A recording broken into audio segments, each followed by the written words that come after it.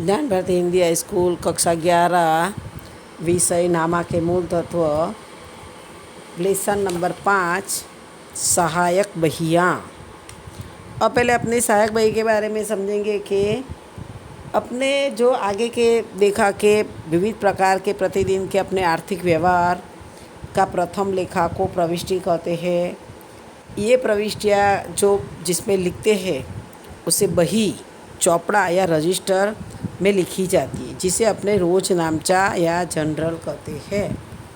अपने जो भी आर्थिक या प्रतिदिन जो अपने आर्थिक व्यवहार करते हैं उसका प्रथम लेखा करते उसे क्या प्रविष्टि कहते हैं।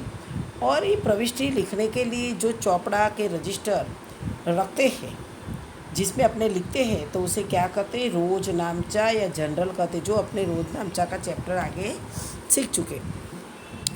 जब व्यवहारों की संख्या बड़ी मात्रा में बढ़ जाए तब एक ही बही में उसका समावेश करना कठिन बन जाता है।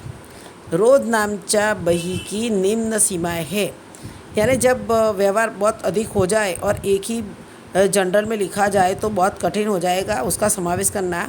इसलिए जो यहाँ पे बताया सीमा उसकी, जब व्यवहार हो तब प्रत्येक बार खाते का नाम लिखना पड़ता है।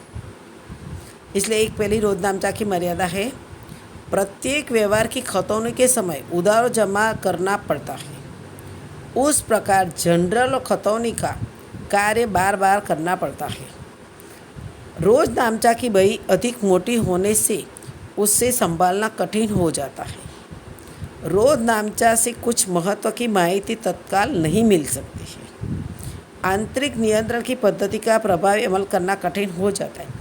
अपने जो रोज नामचा ये रखते हैं तो प्रत्येक खाता लिखा जाता है, तो उसके अंदर प्रत्येक व्यवहार का प्रत्येक खाता बनाया जाए तो एक तो रोज नामचा लिखा जो उसके अंदर से फिर खतौनी करनी होती है, तो उसमें उधार और जमा रकम करनी पड़ती है और उसमें खतौनी करने का कार्य बार बार करना पड़ता है। इसलिए इसकी दूसरी मर्यादा है। और रोज नामचा की बही कितनी बड़ी हो जाएगी उसको संभालना मुश्किल पड़ जाता है और उसको तत्काल जो कोई भी माहिती प्राप्त करनी हो तो तुरंत मिल सकती नहीं है। तो ये सब मर्यादा रोज नामचा की जो मर्यादाओं को दूर करने के लिए अपने प्रविष्टियों को सहायक बही में बांट दिया है।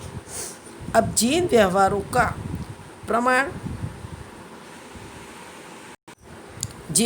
का प्रमाण ज़्यादा है और बार बार होते हैं, इन प्रत्येक के लिए रोज नामचा की अलग बही रखी जाती है।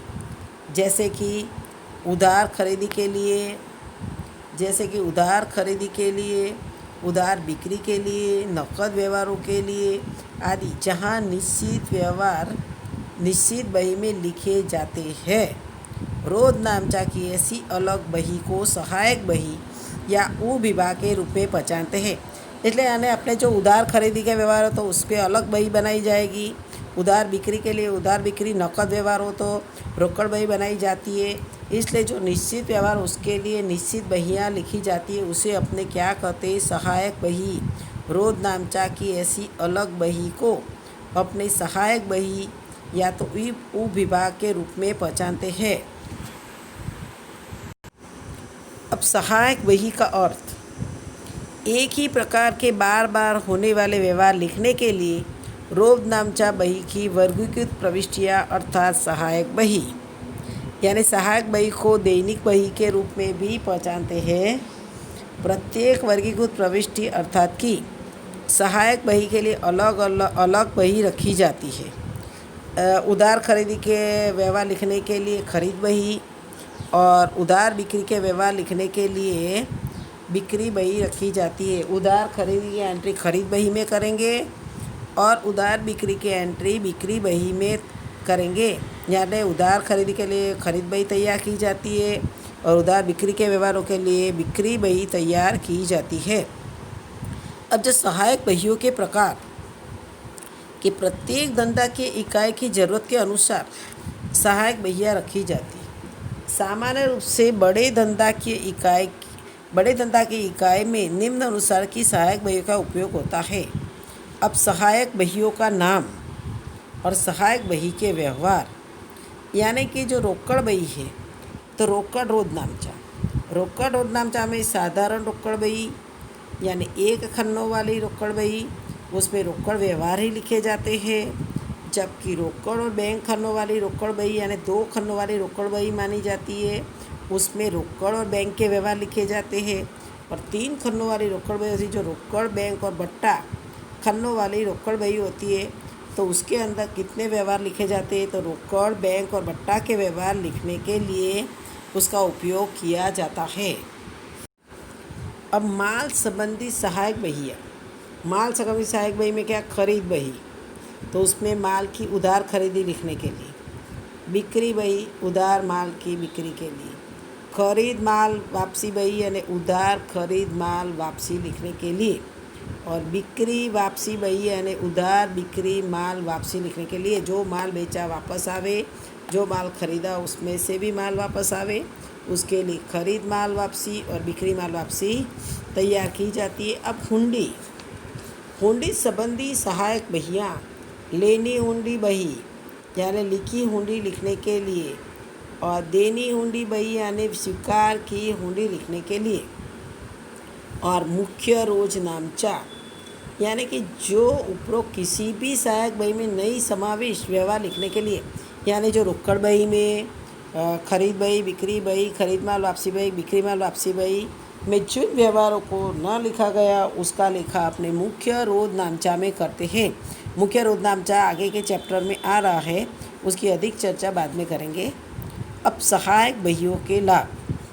सहायक बहियों का उपयोग करने से निम्न अनुसार लाभ होता है। एक, पहला के कार्य का विभाजन। हिसाबी कामकाज को अलग अलग व्यक्तियों के बीच बांट सकते हैं। जैसे खरीद बही, बिक्री बही के लिए अलग अलग व्यक्ति को काम सौंपा जाता है। यानी सहायक बही रखने से लाभ क्या होता है कि अलग अलग काम अलग अलग व्यक्ति को सौंपा जा सकता है।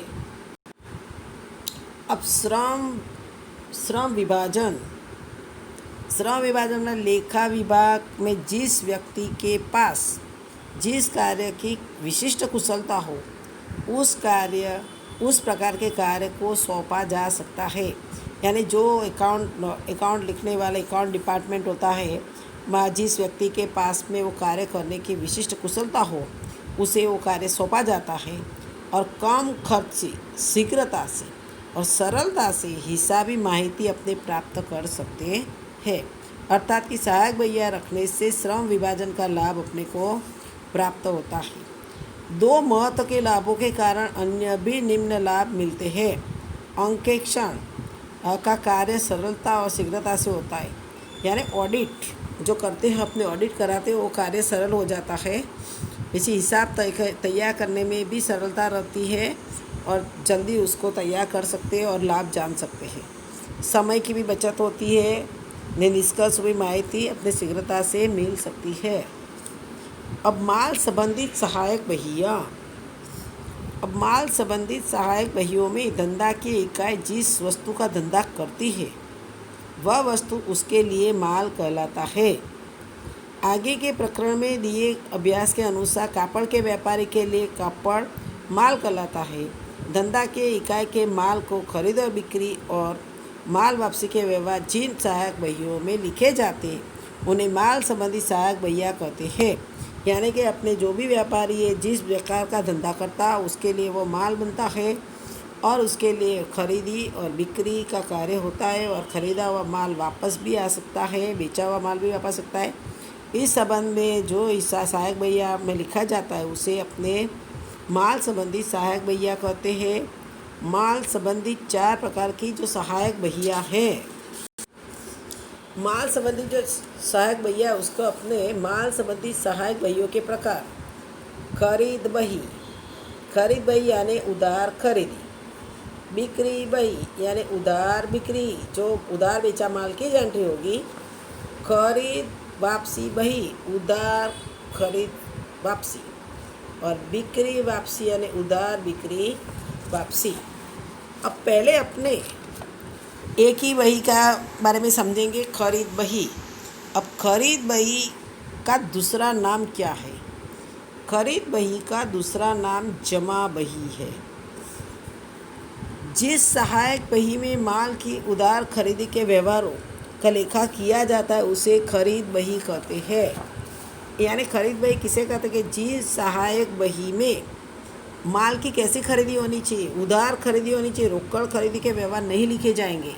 एक चीज़ ध्यान में रखने की कि उधार खरीदे व्यवहारों का ही लेखा किया जाता है, जिसे खरीद बही कहते हैं। व्यापारी जिस वस्तु का खरीद और बिक्री का धंधा करता है उस वस्तु यानी माल की उधार खरीदी का लेखा खरीद बही में करता है। अब रोकड़ खरीदी या संपत्ति खरीद के व्यवहार खरीद बही में नहीं लिखे जाते। इस चीज़ बहुत ध्यान में रखने की है कि रोकड़ खरीदी एक तो ध्यान में नहीं ली जाएगी और संपत्ति खरीदी के व्यवहार खरीद बही में नहीं लिखे जाएंगे। अब आगे जो दूसरा एक पॉइंट ध्यान में रखना है कि अंशतः रोकड़ कि साख का व्यवहार है तो संपूर्ण व्यवहार साख का व्यवहार मानकर लेखा किया जाता है। अब आप अंशतः रोकड़ और साख का व्यवहार, अपने पता है कि साख है ना उधार, यानी उधार खरीदे गए माल का ही व्यवहार अपने यहाँ लिखेंगे, पर लेकिन उसके अंदर से जब रकम अमुक 50% रकम मानो के रोकड़ में चुका दी हो और 50% चुकानी बाकी हो तो भी उसको अपने संपूर्ण व्यवहार उधार मानकर ही उसकी सहायक मतलब खरीद बही में उसकी प्रविष्टि का नोंद करने की है। यानी खरीद बही में माल की उधार खरीदी की शुद्ध रकम लिखी जाती है। अब माल खरीदी की शुद्ध रकम यानी कि माल की उधार खरीदी की कुल रकम माइनस व्यापारी भट्टा, अपने खरीद बही में माल की उधार खरीदी की शुद्ध रकम लिखी जाती है। अब शुद्ध रकम अर्थात क्या है कि जो अपने माल उधार खरीदा है उसकी कुल रकम में से व्यापारी भट्टा माइनस करने का।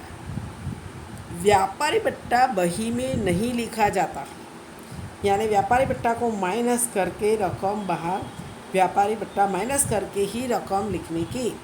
खरीद बही अलग अलग प्रकार से रखी जा सकती है, जिसमें मुख्यतः 2 प्रकार है। यानी कि खरीद बही में अपने ध्यान रखा है, एक तो एक चीज़ ध्यान रखने की रोकड़ खरीदी की एंट्री नहीं करेंगे, दूसरा संपत्ति खरीदी के व्यवहार को खरीद बही में नहीं लिखेंगे।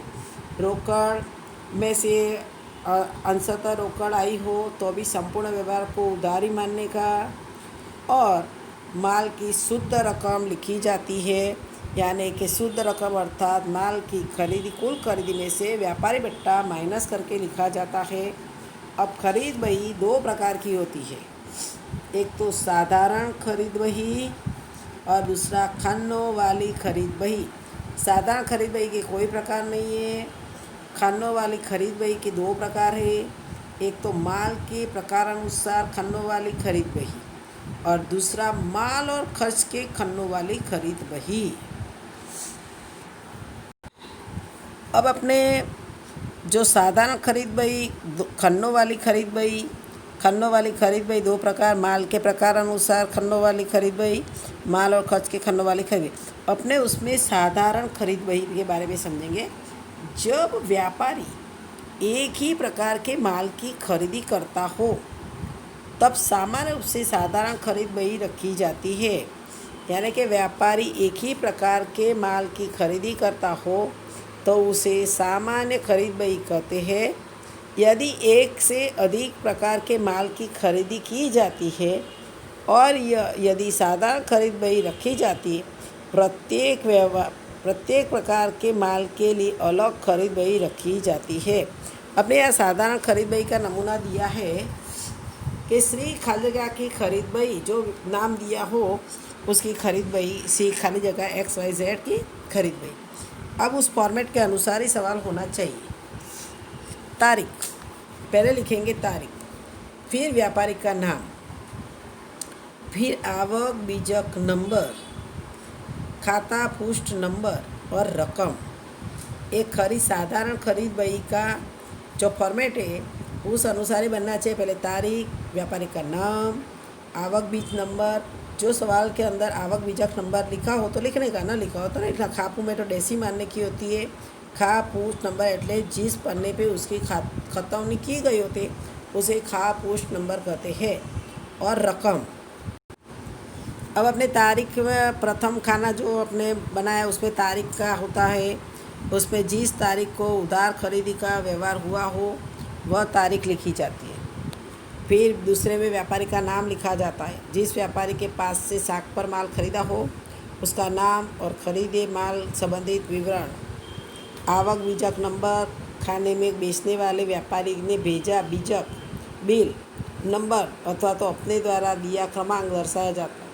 खाता बही पुष्ट नंबर यानी कि व्यापारी में इस खाते में जिस व्यापारी के पास से उधार माल खरीद किया हो उस व्यापारी का खाता बही में जिस पुष्ट पर हो उसका नाम, उसका नंबर और रकम लिखी जाती है। लास्ट खाने में कि उधार खरीदी की कुल रकम में से जो व्यापारी बट्टा घटाने के बाद की शुद्ध रकम अपने लिखते हैं।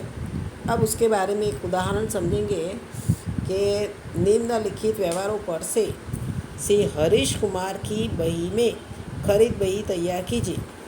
अपने व्यवहार दिया हुआ है, व्यवहार समझाती जाऊंगी और साथ में एंट्री करते जाएंगे अपने। अब उसमें देखो पहले श्री हरीश कुमार की खरीद बही। अब तुम्हारे 111 नंबर के पेज ऊपर जो सवाल है कि 2015 मार्च, तो अपने तारीख में लिखा 2015 मार्च 1 तारीख का व्यवहार।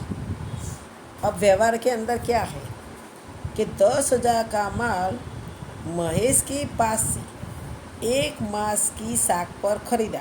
अब यहाँ पे एक तो व्यक्ति का नाम आ गया है और साख शब्द का उल्लेख भी किया, इसलिए व्यवहार कैसा है, उधार व्यवहार है। इसलिए अपने क्या करेंगे, उसका खरीद बही में लिखा करने के लिए रोज नामचा यहाँ लिखने का नहीं, मन में बना देने का। खरीद खाता उधार महेश खाते का, એટલે अपने महेश का नाम लिखा है तो महेश खाता लिखो और 10,000 पूरी रकम में लिखो। आवक बीज नंबर के दिया नहीं है। अब दूसरा व्यवहार है तुम्हारे पास में कि 15,000 का माल हसमुख भाई के पास से 10% व्यापारी बट्टा से खरीदा। अपने यहाँ देखो कि खरीदा है, किसके पास से खरीदा है, हसमुख भाई के पास से खरीदा। तो अपने पहले तो क्या करेंगे, खरीद खाता जो रोज नामचा बनाना हो तो खरीद खाता उधार और हसमुख भाई खाते का, तो अपने हसमुख भाई खाता लिखा। अब अपने शुद्ध रकम लिखने की 15,000 लिखना नहीं है, अपने 15,000 गुणा 10% यानी 1,500 रुपया होता है। 1,500 अपने क्या करेंगे, 15,000 में से 1,500 माइनस कर देंगे तो आएगा 13,500। अपने शुद्ध रकम लिखेंगे 13,500 और यहाँ पे बीजक नंबर दिया हुआ है 15, वो अपने लिख दिया। और देखो कोई 6 नंबर का व्यवहार, मतलब 6 तारीख का है कि रुपया 8,000 का माल मनीष की पास से नकद खरीदा। अब मैंने खरीद बही के अंदर चलाने से समझाया कि नकद खरीदी की एंट्री अपने खरीद बही में करेंगे नहीं, इसके उसकी एंट्री कोई होगी नहीं, उसको लिखने का नहीं। 14 तारीख का व्यवहार है कि नवीन को 10,000 का माल 20% व्यापारी बट्टा से भेजने का आदेश किया। अब जब आदेश करो तो अभी कोई ऑर्डर मिला नहीं है, सिर्फ उसने भेजने के लिए बोला है कि भेजने का आदेश ही किया है, उसने बोला नहीं कि भेज दो, इसलिए उसकी एंट्री भी होगी नहीं। अब 18 तारीख का व्यवहार है कि 6,000 का फर्नीचर श्री जी फर्नीचर मार्ट में से 1 मास की साख पर खरीदा। अब ये फर्नीचर खरीदा, फर्नीचर ही संपत्ति है, इसलिए अपने रोकड़ और संपत्ति की एंट्री खरीद बही में करते नहीं है, इसलिए उसकी एंट्री होगी नहीं। अब 20 तारीख का व्यवहार है, नवीन के आदेश के अनुसार माल बेच दिया, रेलवे ने उनका 1,200 जोड़कर बिल नंबर 314 भेज दिया। अब अपने 14 तारीख का व्यवहार था कि नवीन को रुपया 10,000 का माल 20% व्यापारी बट्टा से, तो अपने क्या करेंगे, 10,000 गुणा 20% तो 2,000 अपना जाएगा। तो 2,000 रुपया 10,000 में से अपने 2,000 माइनस करेंगे तो 8,000 रुपया आएगा। और 8,000 आया जो उसके अंदर 8,000 के अंदर प्लस करेंगे अपने, क्या बोला उसने, रेलवे नूर का रुपया 1,200 चुका है तो 8,000 प्लस 1,200 करेंगे, 8,000 प्लस 1,200 करेंगे तो कितना आएगा, 9,200, जो अपने रकम लिखेंगे। जो 20 तारीख का में नवीन खाता 9,200 माल का अपने 8,000 कैसे आया तो समझाया कि 10,000 का 20% करो और अपने प्रतिशत करो, यानी प्रतिशत करोगे तो कैलसी का उपयोग करेंगे तो प्रतिशत करोगे तुरंत ही तुम्हारे पास में कैलसी में 2,000 आ जाएगा। तो 10,000 से 2,000 माइनस करो तो 8,000 बचेगा। और उसके अंदर जो खर्च अपने रेलवे नूर का दिया वो 1,200 जोड़ दिया तो उसके अंदर 9,200 आएगा। अब 23 तारीख का व्यवहार क्या है कि 4,000 का माल 5% रोकड़ बट्टा से खरीदा। अब रोकड़ खरीदा है तो इसकी एंट्री होगी नहीं। 25 तारीख के व्यवहार के अंदर बाबू भाई के पास से 16,000 का माल 10% व्यापारी बट्टा से खरीदा और आधी रकम तुरंत ही चेक से चुकाई बोला है। तो अपने पहले क्या करेगा है, बाबू भाई खाता लिख देने का नाम हो उसको लिखो कि बाबू भाई खाता 16,000 है। 16,000 का 10% करो तो 1,600 आएगा। 16,000 का 10% गया तो 1,600 आएगा तो 14,400 हुआ। अब 16,000 से 1,600 माइनस करेंगे तो 14,400 आएगा। वो 14,400 अपने लिखेंगे 25 तारीख बाबूलाल खाता 14,400। फिर से 16,000 का 10% तो 1,600। तो 16,000 में से 1,600 माइनस किया, व्यापारी बट्टा माइनस करके शुद्ध रकम लिखी जाती है तो 14,400। अब इसमें क्या बोला है कि आधी रकम तुरंत ही चेक से चुकाए। अब यहाँ पे आधी रकम चुकाए तो अभी अपने क्या करना है, क्या है, संपूर्ण व्यवहार को उधार ही मानना है, इसलिए संपूर्ण रकम की एंट्री अपने 14,400 की है। अब 28 तारीख का व्यवहार है कि ललित के पास से 6,000 का माल 10% व्यापारी बट्टा 5% रोकड़ बट्टा से खरीदा, रकम तुरंत चुकाई। अपने रोकड़ व्यवहार है इसलिए उसकी एंट्री करेंगे नहीं। अब 30 तारीख का है कि राजेश के पास से 3,000 का माल खरीदा। अभी ये साख का व्यवहार हो गया क्योंकि व्यक्ति का नाम आ गया तो लिख देंगे राजेश खाता 3,000 और बिल नंबर है 101। अब अपने एक पूरी एंट्री कर दी। अब उसकी टोटल कर देंगे 10,000, 13,500, 9,200, 14,400, 3,000, कुल कितना आएगा 50,100। ये क्या मानी जाएगी, कुल उधार खरीदी। कुल उधार खरीदी कितनी आई 50,100। यह रकम अपने खरीद खाते के उधार पक्ष में लिखेंगे। अब जो तो अपने मैंने अब खानों वाली रोकड़ खानों वाली खरीद बही के अंदर अपने खानों वाली खरीद बही में जो खानों वाली खरीदें 2 ढंगों से तैयार की जाती है। उसमें माल के प्रकार के अनुसार माल और खर्च के खानों वाली खरीद बही। अब अपने माल के प्रकार के अनुसार खानों वाली खरीद बही तैयार करेंगे पहले कि जब व्यापारी एक से अधिक प्रकार के माल की खरीदी करता हो तब प्रत्येक प्रकार के माल की विगत माहिती मिलती रहे। उसके लिए साधारण खरीद बही के बदले माल के प्रकार के अनुसार खन्नों वाली खरीद बही तैयार की जाती है। यदि व्यापारी केवल टीवी की खरीदी करता हो तो और साधारण खरीद बही में तैयार करेंगे, परंतु व्यापारी टीवी, फ्रिज, घर घंटी इत्यादि की खरीदी करे तो खन्नों वाली खरीद बही तैयार की जाती है। अब जो खन्नों वाली खरीद बही का जो अपने खन्नों वाली खरीद बही में माल के प्रकार के अनुसार जो भी थी उसके अंदर टीवी, फ्रिज बताया। इस तरह से अपने माल के खन्नों वाली खरीद बही का नमूना श्री खाली जगह की खरीद बही, व्यापार तारीख लिखने की, व्यापारी का नाम लिखने का, आवक बीजक नंबर लिखने का, खापू लिखने का, वहाँ जो रकम का खाना एक सादी बही में बना था इसके अंदर जो भी माल हो या टीवी, फ्रिज, घर घंटी तो इस सबका टोटल करके बाल कुल रकम लिखेंगे। इसे माल के प्रकार के अनुसार खन्नों वाली का नमूना करते हैं। अब उसके अंदर जो देखा जाए तो पहले तो तारीख का खाना है जो साधारण खरीद बही ही जैसी ही है, केवल रकम के खाने में एक से अधिक खाने बनाए जाते हैं और प्रत्येक अलग अलग प्रकार के माल की उधार खरीद लिखने के लिए अलग खाता रखा जाता है और उसके अतिरिक्त एक खाना कुल रकम का लिखने के लिए अपने रखते हैं। एक प्रकार के व्यवहार के माल में प्रकार के अनुसार अलग अलग खाने में जो रकम लिखी जाती है उसका अपने कुल रकम के खाने में लिखेंगे। यानी टीवी, फ्रिज, घरकंडी जो भी खरीदा हो तो उसकी कुल रकम या बार को लिखेंगे। अब खरीद बही से प्रत्येक प्रकार के माल की कुल उधार खरीदी और प्रत्येक व्यापारी के पास से एक व्यवहार में इससे कुल उधार खरीदी की माहिती अपने प्राप्त कर सकते हैं। और व्यापारी टीवी, फ्रिज और घरकंडी की उधार खरीद करता है, उसकी खरीदी लिखने के लिए खन्नों वाली खरीद बही तैयार की जाती। अब कपड़े का व्यापारी होगा तो क्या करेगा, पैंट, शर्ट, कुर्ता का धंधा करता हो तो पैंट, शर्ट, कुर्ता जैसे 3 अलग खाना रखेगा। फर्नीचर का व्यापारी और टेबल, कुर्सी, अलमारी जैसे 3 खानों रखेंगे। और जो व्यापारी कितने प्रकार के माल का व्यापार करता है उस प्रकार उधार खरीदी करता है तो उसके अपने सवाल के अंदर अपने को लिखा ही होगा कि ये कौन कौन सा माल उसने खरीदा है।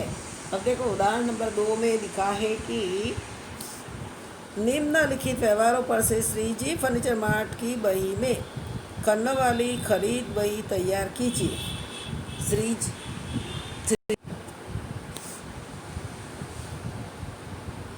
कि अपने श्रीजी फर्नीचर मार्ट में से टेबल, कुर्सी और अलमारी के लेन देन का धंधा करते हैं।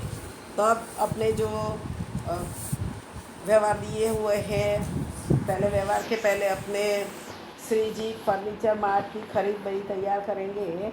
श्रीजी फर्नीचर मार्ट की खरीद बही तैयार करेंगे। उसमें पहले तारीख, व्यापारी का नाम, आवक बीजक नंबर, खाता पुष्ट नंबर, फिर अपने रकम के खाने में क्या करेंगे, टेबल, कुर्सी और अलमारी खरीदा तो टेबल, कुर्सी, अलमारी और कुल रकम लिख देंगे। अब व्यवहार नंबर 1 देखेंगे। अपने तारीख दी है 2 साल 2015 अप्रैल तारीख 1। अपने उसमें क्या लिखा है कि श्री राम फर्नीचर मार्ट के पास से अभी यहाँ पे 10 नंग टेबल 1000 प्रति नंग, 15 नंग कुर्सी ₹600 प्रति नंग और 5 नंग अलमारी ₹3000 प्रति नंग के भाव से खरीदे। साख का समय 1 मास और बीजक नंबर 99 दिया है। तो अपने ये उधार व्यवहार है, खरीदी का है। तो अपने पहले तो श्री राम फर्नीचर मार्ट खाता लिख देंगे और आवक बीजक नंबर में 99 लिखेंगे, 99 लिखेंगे। अब अपने देखेंगे कि अपने पहले क्या बोला है कि 10 नंग टेबल, 10 नंग जो टेबल है और एक टेबल की कीमत 1000 रुपया है। तो 1000 गुणा 10 कर दो, 1000 गुणा 10 तो अपना हो जाएगा 10,000। तो टेबल की कीमत 10,000 हो गई। और दूसरा 15 नंग कुर्सी, 15 गुणा तुम करो 600, 15 गुणा 600 तो आएगा 9,000। कुर्सी में लिखेंगे 9,000। और 5 नंग अलमारी 3,000, तो 5 गुणा 3,000 करो तो 15,000 आ जाएगा। ये तुम्हारे पास में टेबल, कुर्सी और अलमारी की कीमत आ गई और सबको जोड़ करो 10,000 प्लस 9,000 प्लस 15,000 तो कुल आएगा 34,000। और दूसरा व्यवहार है कि श्री कृष्ण फर्नीचर मार्ट के पास से 10 नंग टेबल 1,200 प्रति नंग, 12 नंग अलमारी 2,500 प्रति नंग के भाव से 10% व्यापारी भट्टा से खरीदा और बीजक नंबर दिया 126 मिला। आधी रकम तुरंत रोकड़ में चुका दी। अभी उसको देखेंगे कि श्री कृष्ण फर्नीचर मार्ट खाता लिखेंगे, बीजक नंबर 126 लिख देंगे। अब उसके अंदर अपने पास में 10 नंग टेबल है तो 10 गुणा पहले 1200 करो, 10 गुणा 1200 करेंगे तो 12,000 आएगा।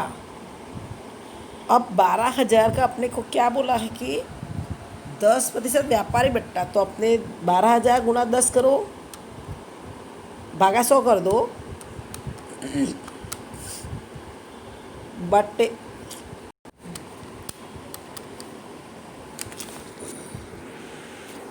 12,000 गुणा 10 भागा 100 करो तो कितना आता है 1200। अब जो 1200 आए अपने व्यापारी बट्टा माइनस करना है तो 12,000 में से 12,000 में से 1200 माइनस करो। 1200 माइनस करा तो कितना आया? 10,800। जो 10,800 अपने टेबल की कीमत लिखे, कुर्सी नहीं खरीदी है तो उसमें डैश मार देने की। और अलमारी खरीदी है उसने, 12 नंग अलमारी, 12 गुणा 250, सॉरी 2,500, 2500 में खरीदी तो कुल आ जाएगा 30,000। अब अपने 30,000 का 10% करेंगे। 30,000 गुणा 10 भागा 100 तो 3,000 आएगा। अब अपने जो 30,000 था उसमें से अपने 3,000 माइनस करेंगे तो 27,000 आएगा। ये 27,000 अपने अलमारी में लिखेंगे और कुल रकम 37,800 हो जाएगी। अब आगे 10 तारीख का व्यवहार लिखा है कि श्री शिवम साइकिल स्टोर्स में से 3,500 की एक साइकिल खरीदी। उसका अपनी संपत्ति है इसलिए उसकी कोई असर होगी नहीं। अभी 20 तारीख का व्यवहार है कि श्री रहीम फर्नीचर स्टोर्स में से 10,000 की कुर्सी 10% व्यापारी बट्टा से खरीदी, 5% रोकड़ बट्टा से तुरंत ही रोकड़ चुका दी, इसलिए रोकड़ व्यवहार इसलिए उसकी असर होगी नहीं। 25 तारीख का व्यवहार है Shri Ambe furniture trading company को 20 नंग टेबल प्रति नंग 900 के भाव से और 5 नंग कुर्सी 700 के भाव से भेजने के लिए आदेश दिया। अभी खाली आदेश दिया है, बोला नहीं कि भेज दो, इसलिए उसकी असर भी होगी नहीं। अब 30 तारीख का व्यवहार है महेश भाई के पास से बिल नंबर 500 के अनुसार 5 नंग टेबल प्रति नंग 1200 के भाव से और 20 नंग कुर्सी प्रति नंग 600 के भाव से और 8 नंग अलमारी 2,500 के भाव से 10% व्यापारी बट्टा से खरीदा, तो उसकी एंट्री होगी महेश भाई खाता। अब अपने बीचक नंबर लिख देंगे 500 और अभी 5 नंग तो 5 गुणा 1200 करेंगे तो 6,000 आएगा। अब 6,000 का 10% गुणा 10 भागा 100 तो 600 रुपया। तो अपने क्या करेंगे? 6,000 में से 600 माइनस कर देंगे तो 5,400 आएगा। तो 5,400 अपने टेबल की कीमत लिख देंगे। अब इस तरह से टेबल के बाद में कुर्सी बोलिए 20 नंग, 20 गुणा 600 तो 12,000 होगा। 12,000 का 10% करो गुणा 10 भागा 100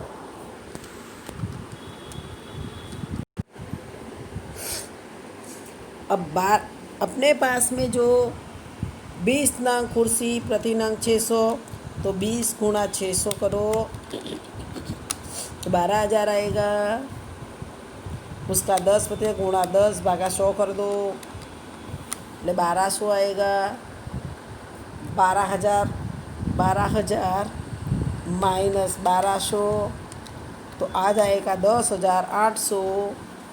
जो 10,800 अपनी कीमत लिखी। अब लास्ट में है 8 नंग अलमारी 2,500 के भाव से, तो 8 गुणा 2,500 तो 20,000। 20,000 का 10%, 20,000 गुणा 10 भागा 100 तो 2,000 आएगा। तो अपने क्या करेंगे? 20,000 में से 2,000 माइनस कर देंगे तो 18,000 आ जाएगा। जो 18,000 अपने रकम लिखी और को टोटल कर दोगे तो 34,200 आएगा। अब यहाँ पे क्या करने का? कुल उधार खरीदी में टेबल की करो। टेबल की कीमत 10,000, 1,800 और 5,400, ये तीनों का जोड़ कर दिया तो 26,200। इस तरह से कुर्सी में किया 9,000 और 10,800 तो 19,800। अलमारी 15,000, 27,000, 18,000, कुल 60,000 और कुल रकम 34,000, 37,800, 34,200 तो 1,06,000 कुल उधार खरीदी हुई। अब अपने माल और खर्च के खानों वाली खरीद बही देखेंगे कि जब व्यापारी माल खरीदता है तब विक्रेता व्यापारी कई बार माल की बिक्री कीमत के उपरांत विविध प्रकार के खर्च जोड़कर बीजक भेजता है। सामान्य संजोग में इस खर्च में बिक्री कर, मूल्यवृद्धि कर, रेलवे रेल चुंगी, मजदूरी आदि का समावेश होता है। अब खरीद करने वाला व्यापारी ऐसे विभिन्न खर्चों का लेखा करने के लिए खरीद बही में रकम के खाने की आवश्यकता अनुसार एक से अधिक बनाता है। प्रत्येक खर्च के लिए एक खाना रखता है जिसमें से उन खर्च का लेखा करता है। ऐसा अलग लेखा करने से खरीदे माल की कुल खरीद कीमत और खरीदी के से संबंधित अलग अलग प्रत्येक खर्च की माहिती प्राप्त की जाती है। यानी खरीद बही में खर्च का लेखा करते समय माल की रकम व्यापारी भट्टे घटाने के बाद शुद्ध रकम का माल की रकम ही खाने में अपने दर्शाते हैं। अब अपने देखो माल और खर्च के खानों वाली खरीद बही का नमूना है। तारीख, व्यापारी का नाम, आवक बीजक नंबर, खापू नंबर। अब अपने माल की शुद्ध रकम लिखी जाएगी पहला, उसमें बिक्री कर, मूल्य वृद्धि कर, रेलवे नूर और मजदूरी और कुल रकम ये लिखा जाता है। अब अपने उदाहरण नंबर 3 देखेंगे कि बावे स्टोर्स को कपड़ा का व्यापारी है, उसकी बही में खर्च के खन्नों वाली खरीद बही तैयार कीजिए। मूल्य वृद्धि का, रेलवे नूर, मजदूरी जैसे खर्च लिखने के लिए अलग खाता रखा जाता है। अपने पहले 2015 जनवरी 1 दिया है। अब यहाँ देखो, पहले तुम लोग को श्री भावे स्टोर्स की खरीद बही पहले तो तारीख लिख देंगे, व्यापारी का नाम लिख देंगे, आवक बीजक नंबर, खापू नंबर, माल की शुद्ध रकम, फिर माल, मूल्य वृद्धि कर, रेलवे नूर, मजदूरी। यहाँ पे रेलवे नूर मजदूरी दिया हुआ है, कुल रकम।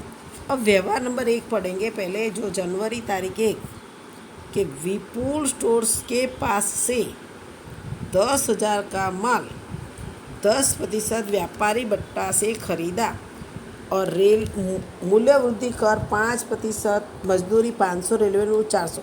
अब अपने क्या करेंगे, खरीदा है यानी तो पहले तो विपुल स्टोर्स खाता लिख देंगे और बीजक नंबर 239 लिखा वो भी लिख देंगे। अब अपनी गणना करेंगे कि 10,000 का माल है, उसको 10% व्यापारी भट्टा, तो 10,000 गुणा 10 भागा 100 तो 1,000 रुपया आएगा। 10,000 में से 1,000 माइनस करो तो 9,000 रुपया आएगा।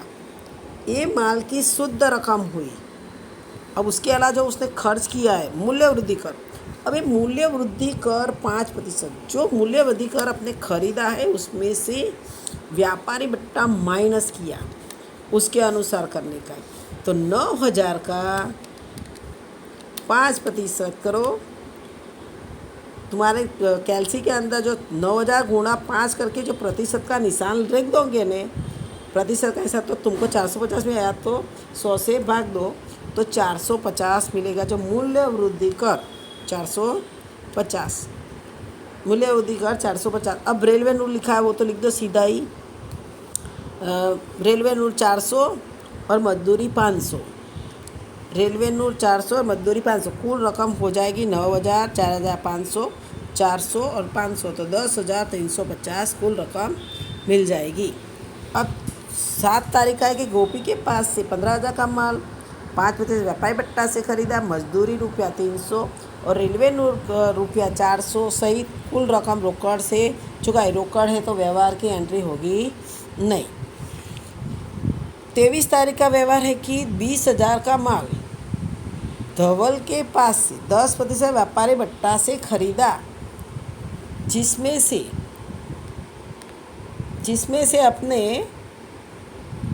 जिसमें से मूल्य वृद्धि कर 5%, मजदूरी 250, रेलवे नूर 350 लिखा और धवल को आधी रकम तुरंत चुका दी। अपने पता है कि आधी रकम तुरंत हो तो अभी संपूर्ण व्यवहार को उधार ही मानने का है। अपने पहले लिखेंगे 23 तारीख धवल खाता। अब पहले तो 20,000 का माल, 20,000 गुणा 10 करो भागा 100 करो तो 2,000 आएगा। तो 2,000, 20,000 से 2,000 माइनस तो 18,000 हो जाएगा। 18,000 को सीधा माल की शुद्ध रकम में लिख दो और माल की शुद्ध रकम जो 18,000 तुम्हारे पास में आई, उसमें से तुम लोगों को क्या करना है, मूल्य वृद्धि दर 5% दिया है तो 5% गुणा करो, 18,000 गुणा 5 भागा 100, तो अपने पास में 900 रुपये आएगा मूल्य वृद्धि कर। अब उसके बाद में मूल्य वृद्धि कर के बाद में मजदूरी, तुम्हारे को मजदूरी लिखी है 250, तो मजदूरी 250 और रेलवे नोट 350 लिख दो, मजदूरी और रेलवे नोट लिख दो। कुल टोटल 18,900 350 तो 250 तो 19,500 आ जाएगा। अब 25 तारीख का जो व्यवहार है उसमें लिखा है 12,000 का एक यंत्र एक मास की साख पर मुकुंद के पास से खरीदा, यंत्र लाने की मजदूरी 1,000 हुई जो नकद चुकाई। अब ये व्यवहार संपत्ति का है इसलिए उसकी एंट्री होगी नहीं। अब 29 तारीख का जो है कि पूनम के पास से 8,000 का माल 10% व्यापारी बट्टा 5% रोकड़ बट्टा से खरीदा, बीजक नंबर 193 जिसमें मूल्यवृद्धि का 5% रेलवे नोट 200 दर्शाया। अब ये खरीदा है साख पर, तो पहला तो बीजक नंबर 193 डाल दिया।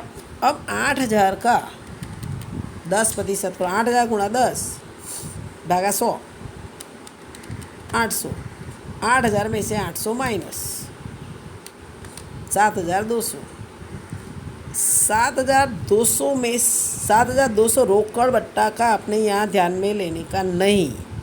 यहाँ तुमको व्यापारी बट्टा भी दिया और रोकड़ बट्टा भी दिया है, तो रोकड़ बट्टा को ध्यान में लेंगे नहीं क्योंकि रकम तुरंत चुका अवधि नहीं दी है, जो दी होती पर यहाँ तो उधार व्यवहार की जानकारी होती है, इसलिए रोकड़ बट्टा को अपने ध्यान में लेंगे नहीं। इसलिए 7,200 माल की शुद्ध रकम लिखी।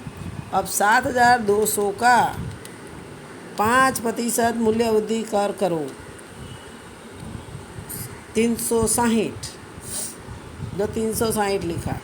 और फिर तुम लोग को दी है रेलवे नूर दिया है 200, रेलवे 200 मजदूरी ना हो तो डैश मार देने की, मतलब 7,200 360 200 कुल 7,760 हो गया।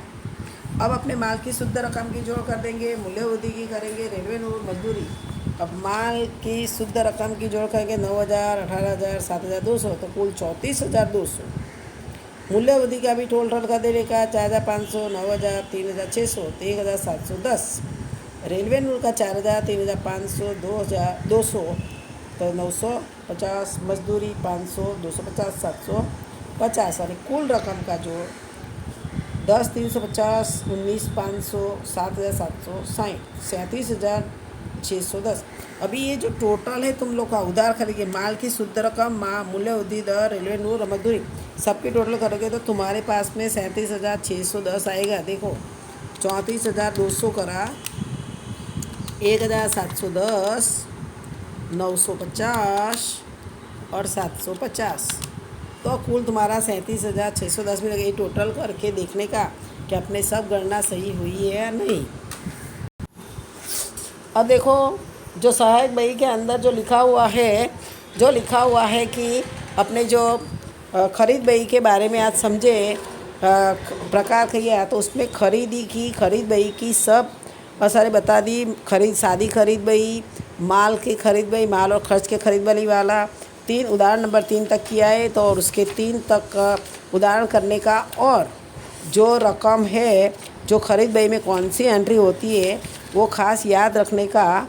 और ये याद रख के तुम लोगों को पेज नंबर तुम्हारे स्वाध्याय के अंदर 133 के ऊपर क्वेश्चन नंबर 4 क्वेश्चन नंबर 5 और क्वेश्चन नंबर 6 करो।